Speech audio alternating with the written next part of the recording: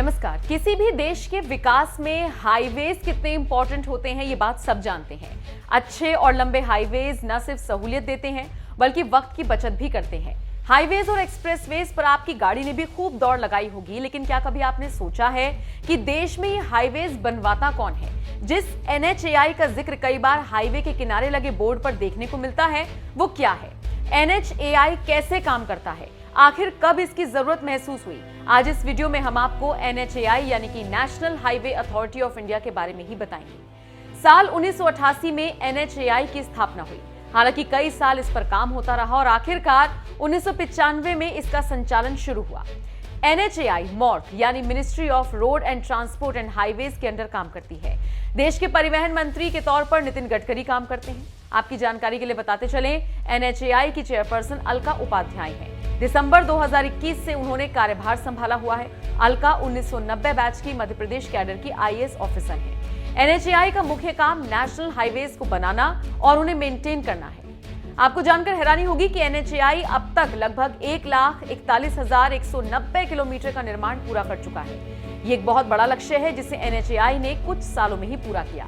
NHAI का मुख्य काम सड़क का सर्वे करना, उनका निर्माण करना, उन्हें मेंटेन रखना। इसके अलावा NHAI का काम हाईवे के आसपास का एरिया मेंटेन रखना भी है।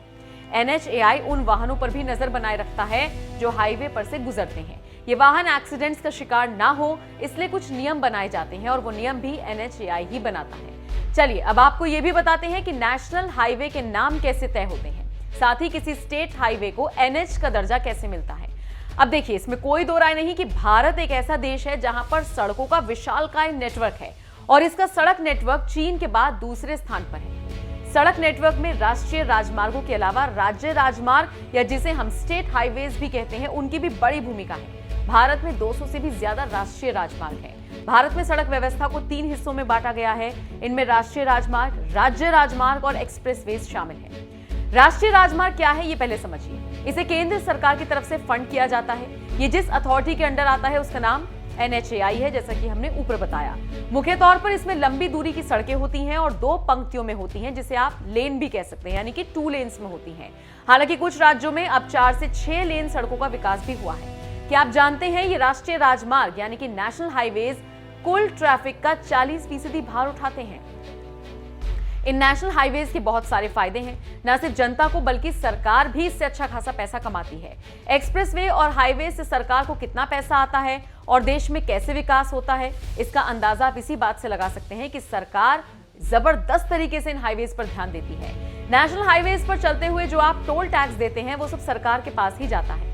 आप में से बहुत से लोगों के जहन में अब ये सवाल आ रहा होगा कि आखिर नेशनल हाईवे की संख्या यानी कि डिजिट कैसे तय होती है। चलिए ये भी आपको बताते हैं।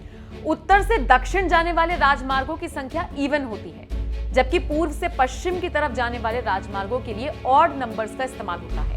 सभी में नेशनल हाईवेज के लिए 1 या 2 अंकों की संख्या का प्रयोग होता है। जिन राजमार्गों की संख्या 3 अंकों में है, ये सड़कें राजमार्गों की सहायक सड़कें होती हैं। जैसे अगर किसी सड़क की संख्या 344 है, इसका मतलब ये होता है कि इस नेशनल हाईवे की 44 शाखाएं हैं। 3 अंकों में अगर पहला अंक ऑड है, इसका मतलब ये पूर्व पश्चिम दिशा में स्थित है।